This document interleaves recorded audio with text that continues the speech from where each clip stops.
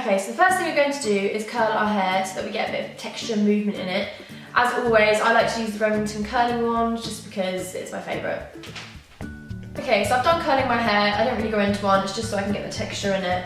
You're just going to hairspray it all. I like to use the Tresemme Salon Finish Freeze Hold.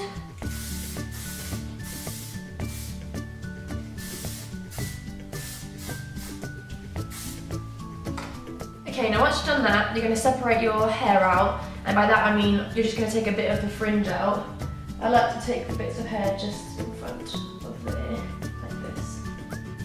Okay, so we're going to start by taking 3 strands of hair like you do with most plaits, and you're going to braid the hair underneath each other.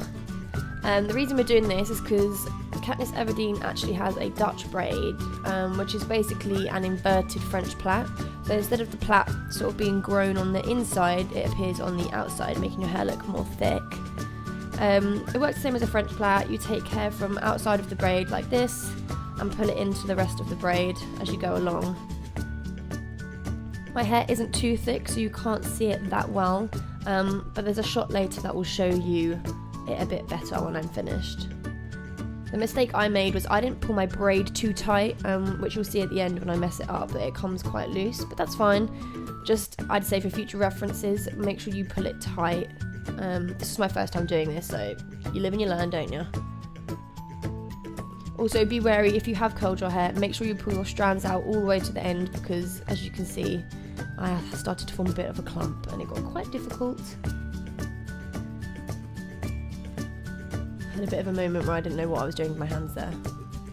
It's surprisingly hard without a mirror behind you to see what you're doing, especially when you're doing everything backwards to the way you're used to doing it.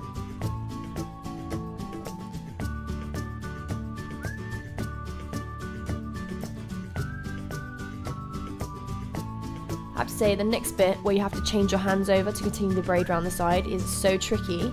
Do not underestimate it.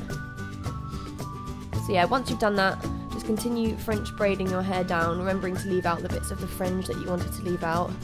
Some people like to do a fishtail braid here, but I kept it as a plait just for consistency. Don't worry if this is really messy at the back. After all, it is the Hunger Games. You're not meant to look perfectly preened, and we're going to mess it up after this anyway.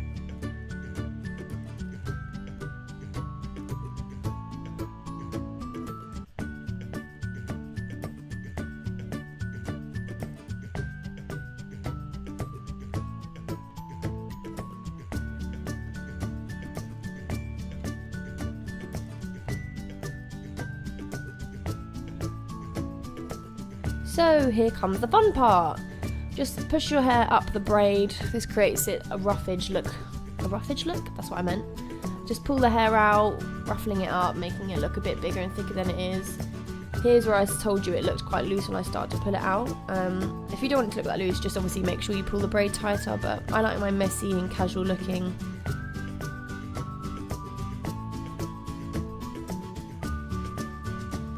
Pull out any bits of hair that you want around the face, just to soften it.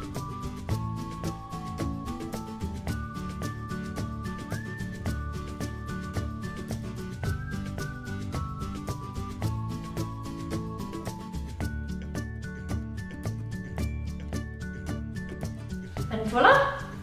So that's the end of the tutorial. I like to make this quite messy, after all it is meant to be from the Hunger Games. So just pull bits of your plait out during the hair and back combing it up on the ponytail. Just makes it all look a bit more messy, a bit more effortless.